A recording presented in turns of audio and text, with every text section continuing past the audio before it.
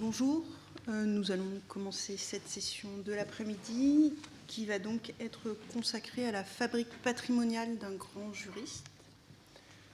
Et comme nous sommes déjà en retard, nous allons commencer sans plus tarder avec Madame Jacqueline Lalouette, qui est donc professeure émérite à l'Université de Lille 3 et qui va nous parler des représentations sculptées de Cujas dans l'espace public français. Merci beaucoup, Madame la Présidente. Bien. Alors, au XVIIIe siècle, s'est développé en France le culte des grands hommes, dans d'autres pays aussi d'ailleurs, grands hommes vus comme des modèles de vie offerts aux nouvelles générations. Et puis, dès l'aube du XIXe siècle, les statues de ces grands hommes ont peuplé l'espace public, ouvert ou clos, sur un rythme croissant au fil des décennies et des régimes. Timide sous la Restauration, le mouvement connut des accélérations successives sous la monarchie de Juillet, le Second Empire. Je fais une parenthèse pour la Seconde République qui n'a pas duré assez longtemps pour qu'il y ait un véritable mouvement de statuaire. L'apogée fut atteinte sous la Troisième République entre 1880 et 1914. Maintes effigies d'hommes politiques, d'écrivains, de militaires et celles d'un petit nombre de jurisconsultes ou de juristes, parmi lesquels Cujas, furent alors érigées en place publique ou à l'intérieur de bâtiments publics. Il convient d'accorder plus d'importance aux statues érigées dans un espace public ouvert, car elles sont susceptibles d'être vues par la foule et pas seulement par un public spécifique fréquentant des lieux clos comme une bibliothèque, une faculté de droit ou de médecine. La statuaire publique connut ensuite des heures sombres lors de la grande refonte des statuts ordonnée par l'État français avec le décret du 11 octobre 1941 relatif à la mobilisation ou à la récupération, on dit les deux termes, des métaux non ferreux, essentiellement le cuivre et l'étain. Après la Libération, il y eut un temps de restauration des œuvres détruites, auquel succéda, dans les années 1960, 1980, 90, une période de rejet de la statuaire figurative au bénéfice d'une statuaire conceptuelle et souvent minimaliste. Puis la figure humaine retrouva sa légitimité. Les statues des grands hommes reconquirent les rues, les places, les nouvelles statues reconquérirent les rues, les places et les jardins publics. C'est dans ce temps long de l'histoire de la statuaire publique française qu'il faut replacer ce qui a trait aux œuvres représentant Cujas. Si l'on considère uniquement les statues monumentales, en pied ou assises, en laissant les bustes de côté, la mémoire de Cujas n'est entretenue que par un nombre très limité d'œuvres, une statue en pied sur une place de Toulouse, la place du Salin, seule statue donc de ce juriste présente dans un lieu public ouvert, 2 statues assises dans une faculté de droit à Bordeaux et à Paris. Cette dernière n'étant d'ailleurs pas une œuvre originale, mais le plâtre à partir duquel fut tiré le bronze de Toulouse. Cujas figure donc en 3 lieux, et je vais cependant présenter 5 statues, tout simplement parce qu'à Toulouse, la statue refondue fut remplacée après la Libération par une œuvre nouvelle, elle-même remplacée ultérieurement par une réplique de la statue originelle en 1994. Je vais mentionner le cas de Bourges, où le projet de statuifier Cujas sous la monarchie de Juillet se solda par un échec, et mentionner également les statues des facultés de Bordeaux et de Paris, mais celle de Toulouse occupe dans mon propos une place prédominante qui tient d'une part à son importance, puisqu'elle est dans un lieu public ouvert, et d'autre part à son histoire vraiment complexe. Tout d'abord, nous allons voir la période 1823-1834, les conséquences d'une révolution. Les grands hommes sont généralement statuifiés dans leur ville natale. La Fontaine fut ainsi à Château-Thierry en 1824, Racine à la Ferté-Milon en 1833, etc., etc. En dressant une statue à Cujas, Toulouse se conforma donc à la règle. Toutefois, ce qui caractérise cette statue, c'est qu'elle fut le fruit des aléas de l'histoire nationale, la ville de Toulouse n'ayant choisi de célébrer son enfant une expression consacrée, qu'après s'être trouvé dans l'impossibilité d'ériger le monument primitivement décidé. En effet, si le sculpteur Achille Valois reçut une commande de la ville de Toulouse en 1825, ce ne fut pas pour célébrer Cujas, né dans les murs de la Ville Rose en 1522, mais pour glorifier l'armée française qui combattit en Espagne en 1823 sous les ordres du duc d'Angoulême pour rétablir le roi Ferdinand VII sur son trône. Toulouse était alors aux mains des ultras. Achille Valois, il y eut un concours ouvert, comme souvent, et Achille Valois, associé à l'architecte Garneau, en sortit vainqueur, avec un projet composé d'une France colossale, foulant aux pieds et perçant de sa lance une hydre énorme qui enlace de ses replis le lion de Castille sur lequel elle étend son écu. Le buste du duc d'Angoulême figurait en bas-relief sur un emmarchement de ce monument. Il y avait également des lions égyptiens qui rejetaient de l'eau dans des vasques alimentant des bassins. Lorsque la révolution de 1830 éclata et que Toulouse tomba aux mains des républicains, ou échut aux républicains, l'œuvre était encore à l'état de modèle d'argile, et sous le roi citoyen, il ne pouvait être question de la mener à son terme. Pour suivre l'histoire de la substitution d'une œuvre à une autre, qui est relativement rare, je me fonde sur les délibérations du conseil municipal de Toulouse, sur la correspondance active d'Achille Valois avec les maires de Toulouse entre 1830 et 1840, et sur les dossiers consacrés à la statue aux différentes époques. Je précise que la correspondance passive d'Achille Valois n'est pas connue. Alors, 2 lettres de ce sculpteur sont particulièrement importantes. Outre la première lettre du 8 septembre 1830, 2 lettres sont importantes, celle du 17 janvier 1833 et celle du 23 juin 1840, dans lesquelles il relate, pour ne pas dire qu'il ressasse, le processus suivi depuis la Révolution de 1830. Dès le mois d'août, une députation toulousaine se rendit à Paris à l'atelier de Valois. Elle fut frappée, dit Valois, en voyant mon ouvrage de la facilité et de la convenance qu'elle voyait à approprier par des changements d'accessoires ce monument dont la France était la figure principale au résultat de la Révolution.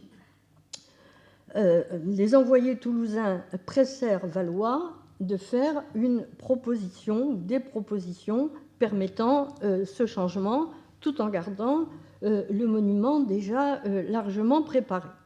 Et c'est ce que Valois explique dans la lettre du 8 septembre 1830. C'est extrêmement intéressant sous l'angle de la stature publique. Il dit rien de plus facile. J'enlève la couronne royale de la France, je lui mets une couronne de chêne et de laurier. L'hydre est un symbole polyvalent. Elle ne représentera plus l'anarchie espagnole, mais le despotisme. Et puis, je vais également transformer les bas-reliefs, et il décrit les scènes qu'il envisage pour le bas-relief.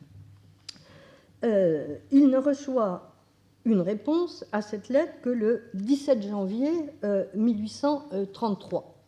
Entre-temps, il y avait eu une délibération du conseil municipal de Toulouse qui refusait la proposition proposée par Valois, estimant que cela ne transformerait pas véritablement le monument. Toutefois, la ville ne veut pas rompre totalement les relations avec Valois parce que le sculpteur pourrait avoir à réclamer pour la non-exécution du monument dont il avait été chargé. Ils vont donc mieux s'entendre avec lui pour éviter une perte financière, et on décide à ce moment-là, en réduisant la somme par rapport à ce qui était décidé en 1825, on fixe une somme qui comprendrait à la fois les dédommagements pour le travail engagé avant 1830 et la réalisation d'une statue colossale. Mais encore faut-il s'entendre sur la nature de cette statue et sur ce qu'elle représenterait. Et là entre en concurrence la France régénérée, en fait la France de 1789, et Clémence Isor, cette poétesse du XVe siècle, semi-légendaire dont l'histoire est liée à l'Académie des Jeux floraux, très célèbre à Toulouse. Alors, à cette date, en 1832, on décide que cette statue pourrait être mise sur une fontaine récemment érigée, et on va envoyer les plans de cette fontaine à Achille Valois en lui demandant d'en tirer le meilleur parti possible pour utiliser les travaux déjà engagés. Et puis le conseil municipal, dans la même année 1832, change d'avis et décide qu'il ne faut pas ériger un monument présentant un fort caractère politique et qu'il faut quelque chose de plus stable idéologiquement. Alors, dans sa lettre de janvier 1833, Valois se fait lyrique. Ne veut-on plus de monuments politiques? Revenons à des intérêts de localité. Honorons les Toulousains les plus célébrés par le bien fait à leur contrée ou à la France. Célébrons-les en honorant la ville qui les a vus naître, représentant l'antique cité palladienne de Pallas, c'est le nom qui est donné à Toulouse depuis l'empereur Domitien. Donc l'antique cité palladienne, autrefois capitale, devenue plus tard la patrie de Clément Isor, de Riquet, donc le créateur du canal des deux mers, et de tout autre dont s'honore la France. Représentons-la, dis-je, offrant des palmes, des couronnes et des fleurs à toutes les émulations, à toutes les gloires, plus de couronne royale, plus de lances, plus de lions, mais la couronne morale des villes sur la tête, et près d'elle, des trophées d'instruments des sciences, des arts et de ces anciennes conquêtes avec les noms des citoyens les plus illustres. Telle est la proposition que j'ai l'honneur de vous faire, messieurs, à défaut d'acceptation de la première. Vous noterez qu'il parle de Clément Isor, de Riquet, mais que le nom de Cujas est absent de sa lettre. Alors tout cela était en plus très compliqué par des considérations d'ordre pécuniaire, parce que Valois ne cessait de réclamer les indemnités correspondant au travail antérieur à 1830 et des changements apportés à son ouvrage. Il parle du montant de l'allocation de son loyer de Saint-Allier, etc., etc. Les mois se passent, le conseil municipal de Toulouse s'enferme souvent dans le silence, et on arrive à l'année 1834, rien n'est encore réglé en 1934. Au mois de septembre, Valois écrit à un personnage toulousain que je n'ai pas bien identifié et dont je n'ai pas la lettre, mais il y fait allusion dans une lettre ultérieure, en 1840. Donc il écrit à ce monsieur Roucoul pour dire qu'il propose le projet Clément Isor. Ce n'est pas accepté. Et finalement, ils se rend à Toulouse. Alors, à Toulouse, il y a 2 séances extraordinaires du conseil municipal en novembre 1834. C'est là qu'il est question de nouveau de Clément Isor, de la France de 1789, du général Dupuy, de Neptune, etc., etc. Il y a le 29 novembre 1834 une décision qui est prise. Ça sera la France de 1789 pour la somme de 20 000 francs. C'est une statue qui doit être un peu plus grande que nature, etc., etc. Là-dessus, Valois étant à Toulouse, est reçu à sa demande ou invité, je n'en sais rien, par le conseil municipal. Il est admis dans la salle des séances et il expose son point de vue en ce jour du 3 décembre 1834. Il dit qu'il lui paraît impossible de personnifier en une seule statue la Révolution de 1789, de manière à représenter comme il doit l'être cet immense événement, de rendre sensible pour tous ce qui s'est passé en 89, que l'allégorie est aujourd'hui complètement décriée et que si on veut célébrer 1789 par la statuaire, il faut un vaste monument architectural, des attributs, des trophées, des bas-reliefs qui le décorent, que l'art peut montrer à l'œil afin d'animer les plus belles pages de l'histoire. Mais il est impossible, dit-il, de réduire la Révolution de 1789 aux proportions d'une seule et simple statue, et ça serait vraiment rendre absolument impossible le rendu des deux grandes pensées de la suppression de tous les abus de l'Ancien Régime et de l'espérance d'un régime de liberté et d'égalité devant la loi. Donc, une discussion, là encore, s'engage. Le conseil municipal, vraiment, ne veut pas se tenir battu. Il dit, mais c'est pour l'avenir, et l'auteur toulousain Jules Chaland semble ne pas avoir compris ça dans ce qu'il relate à propos de la statue. Dans l'idéal, et pour plus tard, le Conseil espère qu'il y aura une statue à Toulouse représentant non plus seulement la Révolution de 1789, mais la Révolution de 1789 et celle de 1830. En attendant, il y a deux noms qui ont surgi, comme il a été dit ce matin, ceux de Cujas et de Fermat, sans qu'on puisse savoir qui a prononcé ces noms, ni en avançant d'arguments pour Fermat. Mais pour Cujas, il y a bien un argument qui est avancé, indépendamment du fait qu'il était né à Toulouse. Voilà. Attendu que dans l'intérêt des arts et pour rester fidèle aux promesses déjà faites à M. Valois, il n'en faut pas moins obtenir de cet artiste une statue dans les prix et proportions déjà arrêtés. Les prix fixés ont vraiment pesé sur les négociations. Et qui viennent arrêter le nombre encore si borné de nos monuments publics. Donc il faut une statue qui soit mise en place publique, parce que vraiment Toulouse est privée de ce genre d'embellissement.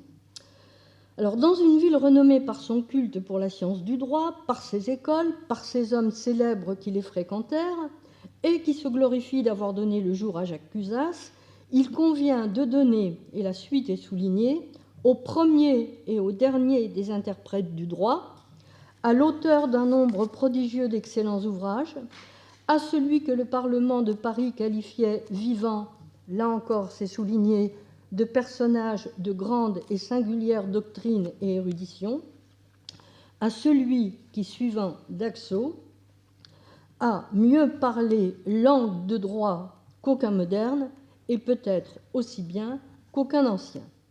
Donc, sur la base de cet attendu, le 3 décembre, le Conseil rapporte sa délibération du 29 novembre, dont j'ai parlé il y a quelques secondes, quelques minutes, et autorise le maire à traiter avec M. Valois de l'exécution d'une statue en bronze, alors que le monument primitif de 1825 devait être en marbre et qu'il y avait aussi toute une histoire autour du marbre, donc d'une statue en bronze représentant Cujas, pour la somme de 20 000 francs à prendre par moitié sur les deux exercices de 1835 et 1836. On statuera plus tard, est-il ajouté, sur le piédestal, pour lequel on demandera des plans à M. Valois, donc l'architecte a disparu de la circulation, et sur l'emplacement du monument. Cette décision, en fait, ne plus glaire à Achille Valois. Pour quelle raison?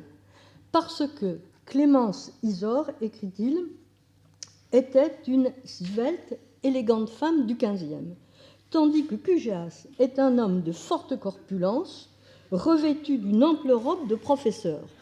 Donc, il faut plus de bronze.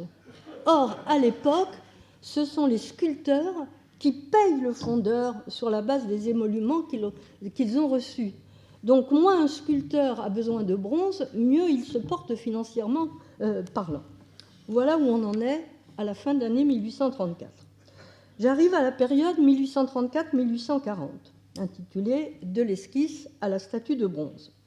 Alors, le temps d'obtenir l'accord ministériel nécessaire, puisqu'il y a une ordonnance royale de 1816, février 1816, qui dit qu'aucun monument ne peut être érigé sans l'accord du pouvoir central. Donc, le temps d'obtenir l'accord ministériel nécessaire, Valois se mit au travail en mars 1835. Autrement dit, il n'a pas commencé avant que l'autorisation soit arrivée. Le 16 avril 1835, il écrit qu'il est tout occupé du Cujas. Le plâtre est complètement terminé en 1836, mais Valois en différa l'envoi à la fonte, dit-il, afin de pouvoir l'exposer au salon en mai 1837. Donc, première exposition à un salon parisien, le plâtre en mai 1837. Le 17 mai de cette année, Il écrit que son modèle ne lui a pas encore été rendu, mais que les opérations préliminaires de la fonte pourraient commencer la semaine prochaine. Il reçoit enfin la statue de bronze. Il la garde encore plusieurs mois dans son atelier pour la livrer, c'est classique, c'est normal, ça se passe toujours comme ça, pour la livrer aux ciseleurs, autrement dit aux petites mains expertes qui viennent peaufiner, si on peut dire, la statue, et il la garde encore un petit peu parce qu'il veut arriver à une plus grande perfection et il procède lui-même à une dernière retouche. Tout est fini le 15 septembre 1837. Mais il la garde encore pour pouvoir l'exposer au salon de 1838. Donc, deuxième exposition à un salon, le bronze en 1838. Une fois qu'il a récupéré la statue, après ce salon, il ne lui reste plus qu'à l'acheminer à Toulouse. Entreprise toujours considérable en cette époque de véhicules hippomobiles. Valois suggéra au maire de Toulouse de recourir au service d'une entreprise de roulage parisienne qui pourrait effectuer le transport en 30 jours. Mais c'est seulement 21 mois plus tard, le 23 juin 1840, que Valois écrit au maire « J'ai su, avec quelques regrets, permettez-moi de le dire, que ce n'ait été qu'indirectement, ma statue de Cujas arrivée à bon port et à destination. J'aurais été heureux d'apprendre, si la ville en a eu la satisfaction que j'avais en vue dans mon travail et qu'il a obtenu à Paris. Qu'advint-il de cette statue entre 1838 et 1840 ? Je ne le sais pas et je ne suis pas sûre que quelqu'un le sache. Une fois arrivée à Toulouse, elle figura à l'exposition des produits des beaux-arts et de l'industrie dans les galeries du Capitole, exposition qui dura tout le mois de juin, et Valois fut récompensé par une médaille d'or. Donc, troisième salon. Selon le professeur Osmin Bénèche, qui jugeait la statue remarquable, Valois représenta Cujas dans la force de l'âge et à une époque correspondant à son second professorat de Bourges ou de Valence. C'est ce qu'il écrit dans la revue de législation et de jurisprudence en janvier-avril 1851. Donc, voilà une photo que vous avez déjà vue ce matin. Regardez bien ce qui est sur le piédestal, une affiche, j'en reparlerai tout à l'heure. Et voilà une autre carte postale, bon, même vue. Remarquez toujours l'affiche. Faites également, je vous prie, attention à la grille qui entoure le monument. En pied, Cujas semble regarder un invisible auditoire d'un air pensif. Sa longue barbe aux poils ondulés lui descend jusqu'à mi-poitrine, d'un seul tenant, et non divisée en deux pointes, comme sur certains de ses portraits peints. Il porte une soutane serrée par une large ceinture et une ample simarre, et coiffé d'un quadricorne ou bonnet à cornes, comme on disait aussi à l'époque. Il prend appui sur sa jambe gauche, la droite étant pliée. Alors là, je vous montre, donc j'ai pas de détails de la statue, enfin si j'en ai, que j'ai photographié là au début de l'année, mais enfin là, je vous montre à partir du plâtre qui se trouve à la faculté de droit de Toulouse. Donc, il prend appui sur sa jambe gauche, la droite étant pliée, car le pied repose sur une pile de livres, sur la cuisse faisant office de support, repose un énorme volume ouvert, position assurément incommode pour lire ou pour travailler. Il sert, comme vous le voyez, il sert quelques pages de ce volume entre le pouce et l'index de la main droite. Et j'ai peut-être pas mis l'autre main. Ah, ça, c'est les livres qui sont par derrière. Non, j'ai pas mis l'autre main. Alors, derrière lui se trouve une pile de livres posés complètement en désordre, mais ça fait partie, comme on dit, de la grammaire architecturale des statues. Voici ici à Rodez l'historien Alexis Monteil, avec aussi une série de livres et de papiers dans le désordre. Et voici ici à Laval la statue d'Ambroise Paré, donc avec au contraire une pile de livres parfaitement ordonnée. La courte notice qui accompagnait le salon de 1838 dit, c'est-à-dire Cujas, commente et explique les textes des lois romaines. Mais deux indices doivent alerter à propos de cette représentation. D'une part, ni la silhouette ni le visage de la statue de Valois ne correspondent vraiment au physique de Cujas tel que le décrivirent certains de ses contemporains, à savoir un homme gros et court, ce que semblent confirmer certains portraits peints. Alors, je vous en ai mis, il y en a qui sont dans l'exposition, ça c'est une gravure de Rousselet. Alors, j'ai oublié de vérifier si ce tableau se trouve, je crois qu'il est au musée du Vieux-Toulouse, mais il faut que je vérifie. Voilà le buste qui se trouve, il en a été question ce matin dans la salle Henri Martin du Capitole à Toulouse. Et alors voilà le dernier indice quand même qui doit alerter, c'est que la ressemblance entre le Cujas de Valois et le Michel de l'Hôpital du même sculpteur, placé jusqu'en 2014 dans l'hémicycle du Sénat, qui lui avait été aménagé entre 1836 et 1840, prouve que l'un au moins des deux hommes offre une apparence fallacieuse. Ils se ressemblent véritablement beaucoup, mais comme le visage de Michel de l'Hôpital est très proche des gravures représentant ce grand chancelier, il faut supposer que c'est Cujas qui n'offre pas une vraie physionomie. Alors, puisque je parle de cette statue qui se trouvait dans l'hémicycle du Sénat, je vous signale qu'elle n'y est plus depuis 2014.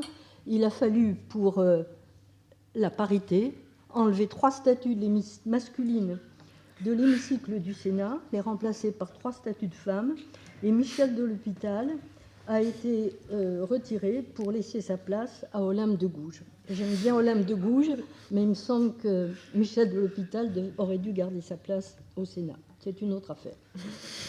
Mesurant 2,15 m, ce qui est relativement médiocre, car certaines statues dépassent les 3 mètres. Par exemple, Saint-Louis à Aigues-Mortes mesure 3,25 m, Gutenberg à Strasbourg 3,30 m. La statue est posée sur un piédestal très simple, peut être dessinée par Valois lui-même, conformément à la décision du 3 décembre 1834. Alors, ce piédestal ne diffère d'un simple parallélépipède que grâce à une corniche, qui est elle-même très simple. Il est entièrement nu, il n'y a aucun élément décoratif, pas de bas-relief, pas une seule inscription Jacobo Cuiasio Tolosano, pas les dates de naissance et de mort, ce qui est quand même tout à fait inhabituel. On ne grava pas non plus dans la pierre la longue liste de ses écrits.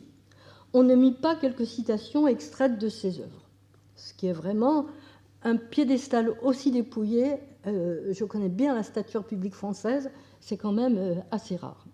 Alors, le monument fut entouré d'une grille hérissée de piques, pratique usuelle à l'époque.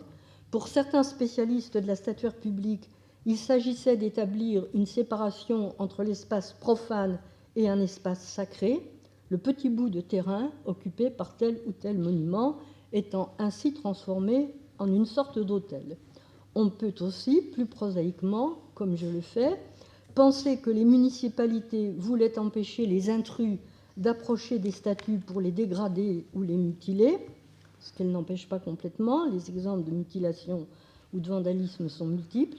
Quel qu'ait été le véritable motif de l'installation de la grille autour de la statue de Cujas, elle remplit mal son rôle, car plusieurs cartes postales postées en 1910 montrent la face avant du piédestal entièrement recouverte par une affiche politique, commençant par les mots « aux socialistes » et offrant à la lecture un texte de Jean Jaurès.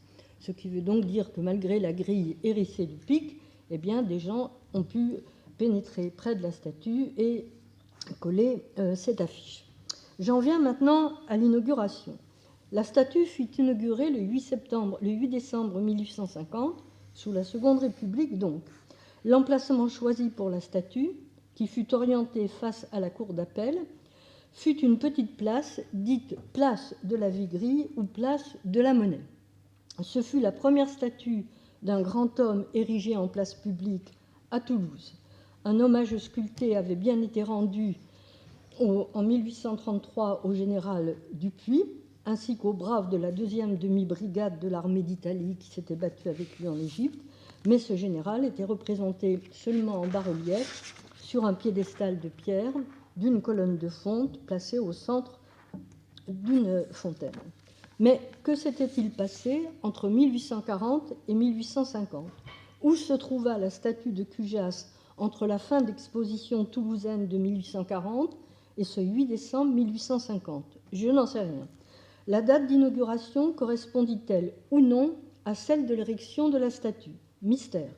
Il y a parfois des délais considérables entre les deux événements, l'installation et l'inauguration, le record étant atteint, à ma connaissance, par la statue de Fer-Saint-Gétorix à Alice-Sainte-Reine, installée en 1865 et inaugurée en 2015.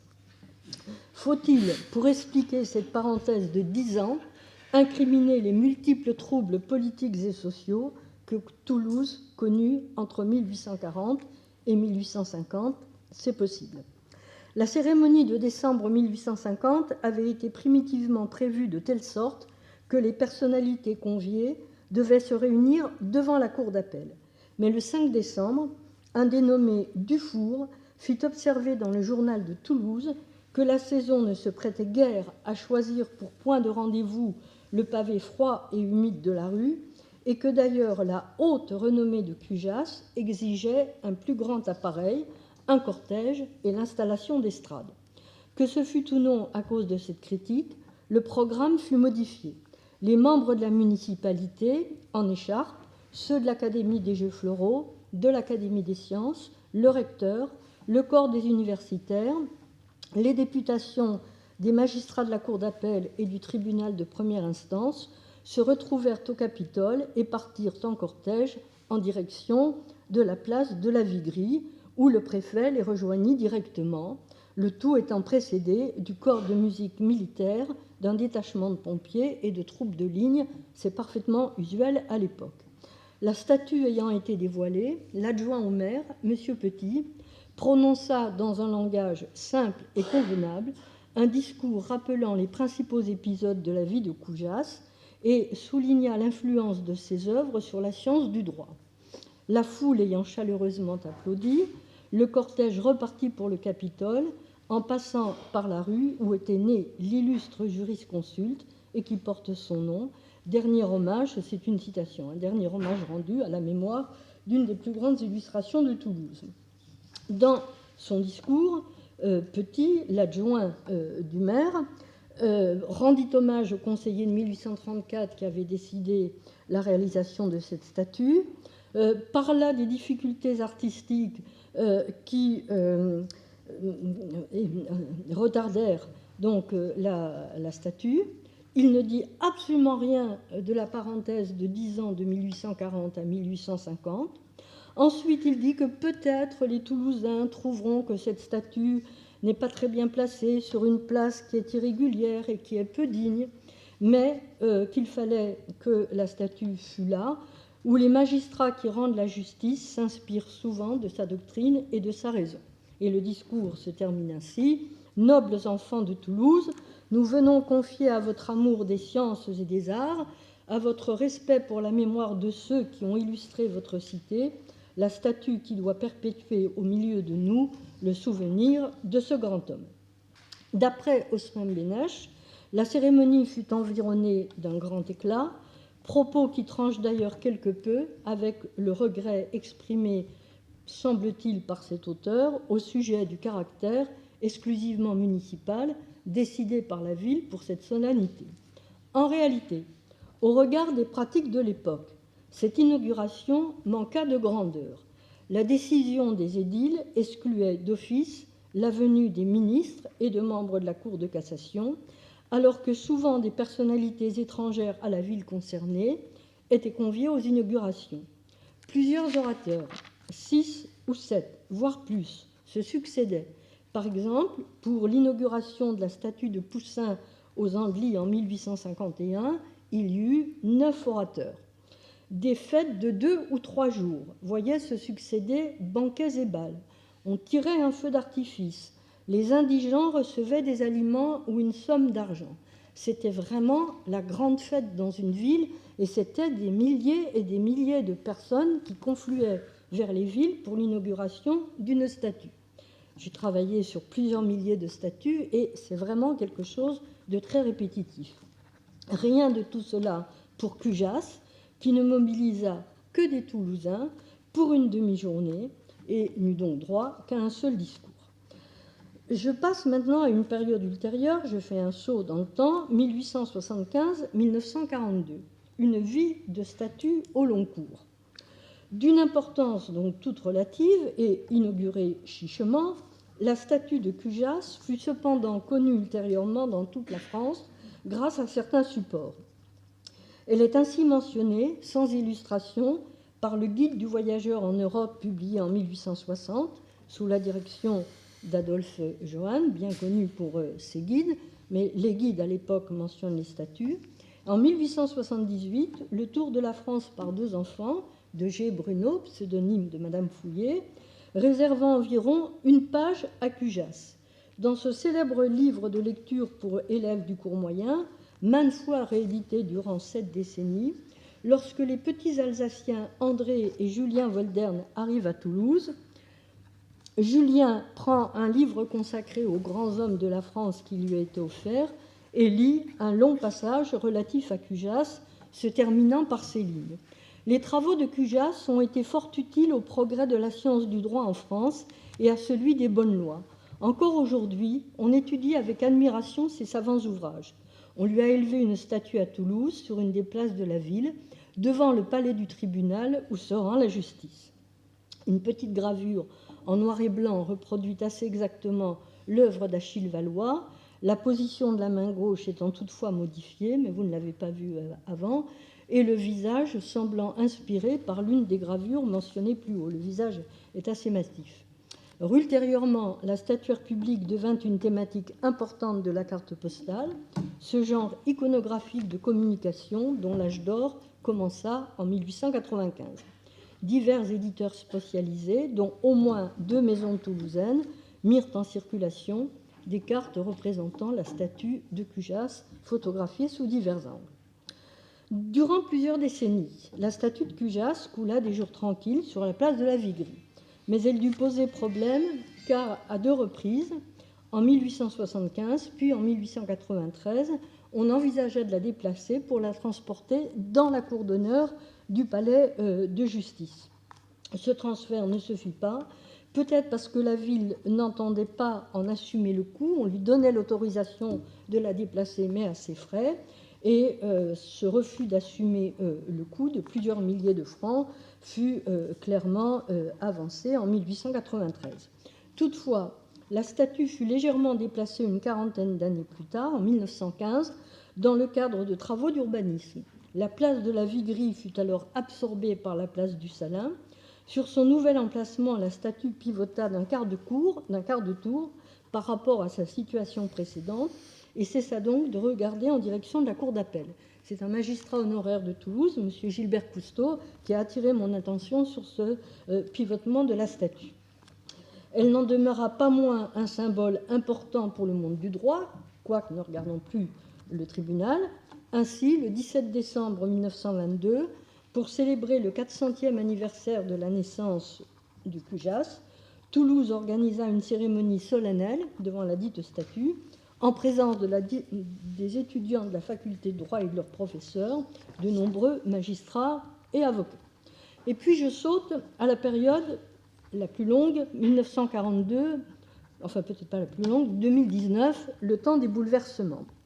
1942, la refonte de la statue d'Achille Valois.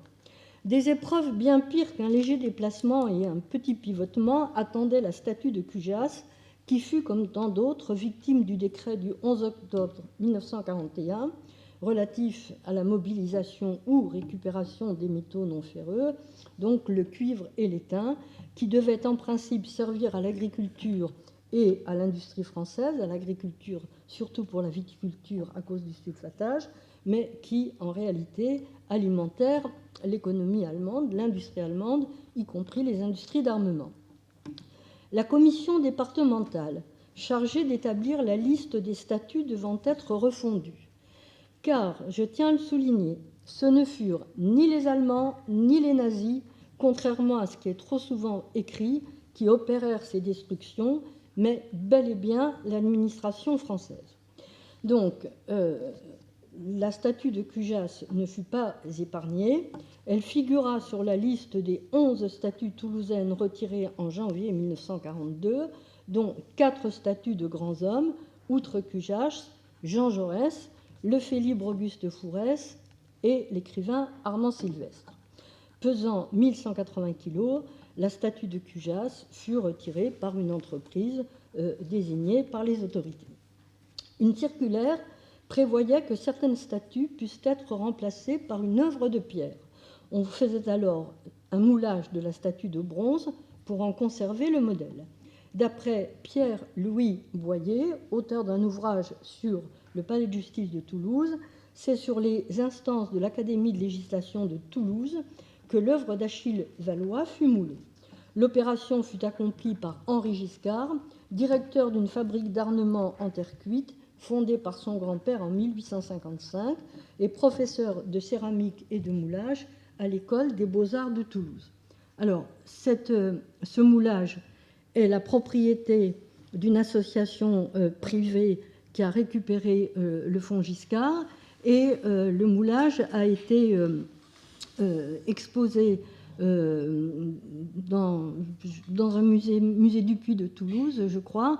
Les 3 photographies, comme d'autres qui vont suivre, les 3 photographies qui viennent m'ont été communiquées par M. Gilbert Cousteau, dont je parlais tout à l'heure, qui avait visité cette exposition. Donc voilà la statue en pied. Vous voyez la position de la main gauche, là. Voilà le visage. Et voilà le détail de la soutane ou de la simarre, plutôt de la soutane, portée par Valois. Alors, en octobre 1943, le sculpteur Albert de Jaeger, premier Grand Prix de Rome, établi en Seine-et-Oise, à Bellevue, fut chargé par le ministre de l'Éducation nationale, Abel Bonnard, de l'exécution de la statue de Cujas. Jaeger s'adressa à l'architecte en chef de la ville de Toulouse pour obtenir une photographie de la statue disparue et des informations sur son emplacement. L'architecte lui répondit qu'il s'agissait d'une œuvre quelconque et que c'était sur les instances de l'Académie de législation qu'elle serait replacée place du Salin. Albert de Jaeger ne s'inspira pas du moulage d'Henri Giscard, mais sculpta son propre Cujas. Je n'ai pas pu obtenir de meilleurs documents iconographiques, qui a une date inconnue, mais après 1845, mais il y a des statues remplaçant les statues refondues qui ont encore été inaugurées au début des années 1950, donc après 1945, mais je ne sais pas avant quelle date. Donc fut replacé sur le piédestal qui est le piédestal d'origine. Et vous pouvez remarquer qu'on n'a plus la même grille qu'avant, mais je ne sais pas non plus à quelle date on a enlevé la grille avec toutes ces piques pour mettre ces grilles un petit peu moins rébarbatives. Donc, ce nouveau Cujas mesure 2,40 m, donc il est représenté en pied, vêtu et coiffé de la même manière que sur la statue d'Achille Valois. Il se tient assez raide et semble tendre ses 2 bras, pliés au niveau du coude, en direction d'auditeur. La main droite est ouverte, paume visible de profil, la gauche, tournée vers le sol, est à demi repliée. Le visage est émacié et ne correspond pas plus au Cujas gros et court que la statue de Valois. Cette statue fut remplacée en 1994. On lui substitua une statue de bronze résine. Ça se fait beaucoup. Je peux vous dire par exemple que les 4 grandes statues qui sont devant l'Assemblée nationale sont des statues de bronze de pierre résine, puisqu'elles n'étaient pas en bronze, de pierre résine, les originaux étant partis ailleurs, ceci pour des questions de pollution. Donc on lui substitua une statue de bronze résine réalisée à partir du moulage de 1942, réalisée par l'atelier de restauration de la ville de Toulouse, opération qui n'alla pas sans poser un épineux problème financier, car si Joseph Giscard, fils d'Henri, accepta de prêter le moulage, ce fut à condition qu'on lui versât les émoluments que son père aurait dû recevoir pour son travail, mais qui ne lui avaient pas été versés. Or, cette dette était réputée éteinte en vertu de la règle des 40 ans.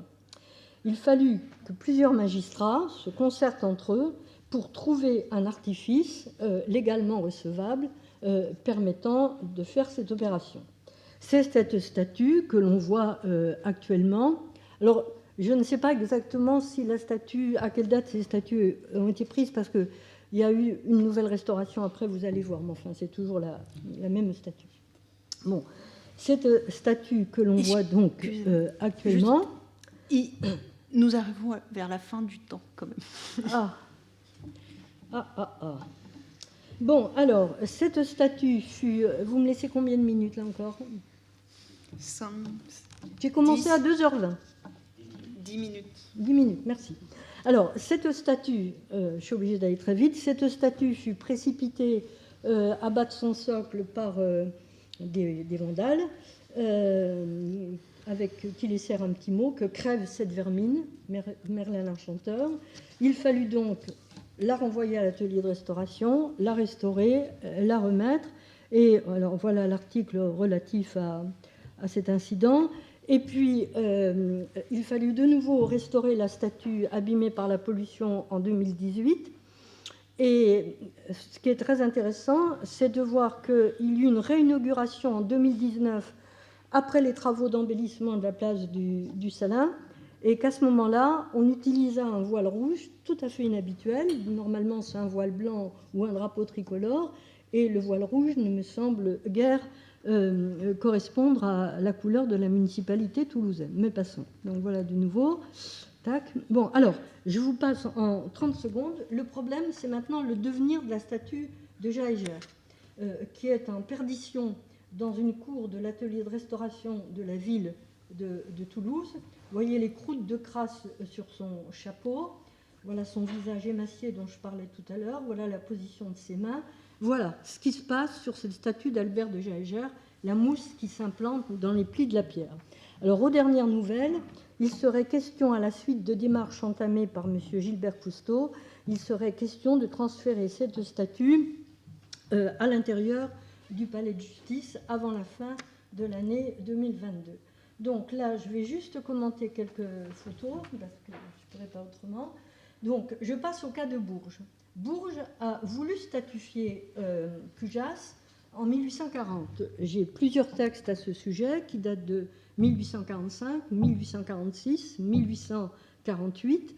L'un de ces textes me dit que l'initiative avait été prise par la Cour royale de Bourges.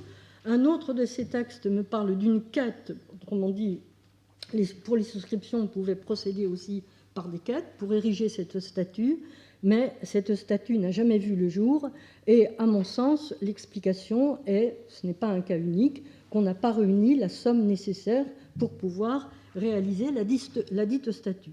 Cela dit, il existe 2 bustes qui se trouvent à Bourges, dans les réserves du musée, 2 bustes qui seraient, je n'arrive pas à en croire mes yeux, du même sculpteur, Jean Valette, qui était Berruyer lui-même, qui avait proposé un buste, mais je ne sais pas lequel des deux, au salon de 1847.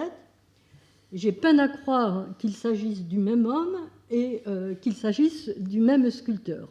Mais c'est ce que me dit le conservateur du musée de Bourges. Par ailleurs, j'étais moi-même, quand je faisais mon livre sur la statuaire publique, allée travailler aux archives municipales de Bourges. Je n'avais trouvé aucun dossier relatif à Cujas, et l'archiviste municipal me confirme qu'il n'y a rien dans ces archives qui renvoie à ce projet et à cette souscription. Je ne suis pas encore allée aux archives départementales, peut-être y trouverai-je quelque chose. Alors, par ailleurs, s'il n'y a rien en matière de statuaire, il y a malgré tout plusieurs tableaux peints, des tableaux à l'huile représentant Cujas, dont un dont Michelet signale l'existence. Michelet se trouve à Bourges en septembre 1835, et il parle de ce tableau. C'était un tableau du XVIIe siècle qui avait été conçu pour le tombeau de Cujas et qui avait été ramené à l'hôtel de ville de Bourges en 1735. Bon, alors j'arrive à Bordeaux, à la faculté de droit. Alors voilà, salon de 1879, un sculpteur nommé Joseph Felon présente hors concours une statue de Cujas. Voici. Et à la suite de demandes des universitaires de Bordeaux et de la venue de Jules Ferry, à Bordeaux, enfin tout ça est expliqué dans mon texte, la statue est achetée et placée au pied de l'escalier d'honneur de la faculté de Bordeaux. C'est un cujas de pierre. Vous voyez encore un visage émacié, une barbe très longue, et vous retrouvez sous le fauteuil curule évocateur du droit romain, je pense, vous retrouvez une pile de livres et de papiers en désordre. Alors, lui fait pendant une statue en plâtre, ça c'est un plâtre de Montesquieu, qui est le plâtre correspondant à un marbre qui s'est trouvé pendant un certain temps dans la salle des 4 colonnes du Palais Bourbon, qui a été sorti en 1949 dans les jardins des 4 colonnes et qui se trouve maintenant à la faculté Dupin, c'est-à-dire la faculté de droit, filiale de la faculté de Bordeaux, qui se trouve à Agen. Donc voilà. Et maintenant, la dernière statue, c'est le plâtre de la statue d'Achille Valois, donc de 1838, qui se trouve au pied de la faculté de droit, de l'escalier de la faculté de droit à Paris. Je n'ai pas encore réussi à déterminer ni comment, ni pourquoi, ni quand cette statue est arrivée là. Tout ce que je sais, grâce à Xavier Prévost, c'est que cette statue était là avant 1892, puisque dans un livre édité à cette date, Louis Rousselet, Les écoles civiles et militaires, donc françaises, la gravure représentant... Ah zut, j'ai oublié de la mettre. La statue représentant Cujas s'y trouve. Or, le graveur qui signe la gravure en question, Lemaître, Auguste Lemaître, est mort en 1870. Donc la date limite serait plutôt 1870. Alors, je n'ai pas le temps de faire ma conclusion. Ce que je voulais simplement dire, c'est que Cujas appartient vraiment à la catégorie basse des statues. Une seule statue en place publique en France. C'est vraiment le minimum du minimum si on accepte les bustes, les bas-reliefs et les médaillons. Il est desservi par rapport à ses contemporains du XVIe siècle, que ce soit Michel de l'Hôpital, Bernard Palissy, Marguerite de Valois, etc. etc. Mais ce petit nombre peut aussi s'expliquer parce qu'il appartient au monde des juristes ou des jurisconsultes. Or, les juristes, par rapport aux écrivains, aux militaires, aux hommes politiques et même aux ecclésiastiques, c'est vraiment une catégorie sous-représentée dans le monde de la statuaire publique. J'en ai trouvé maximum une vingtaine. Je vous en ai mis 3, je vous les montre et puis je m'arrête là. Ici, voilà Potier à Orléans, qui n'existe plus maintenant, il a été refondu sous Vichy et pas refait. Voilà Jean Daumas à Clermont-Ferrand, en pierre de lave. Alors lui n'avait pas été refondu, mais il était en calcaire. Sa statue du XIXe siècle était en calcaire, trop abîmée par la pollution. On l'a remplacée dans les années 70 par une statue en pierre de lave plus dure. Et puis alors voilà, ça c'est une de mes statues préférées. Guy Coquille à Decize, une petite statue dans la tour du Beffroi, avec République française, liberté, égalité, fraternité, vive la France, vive la République. Voilà.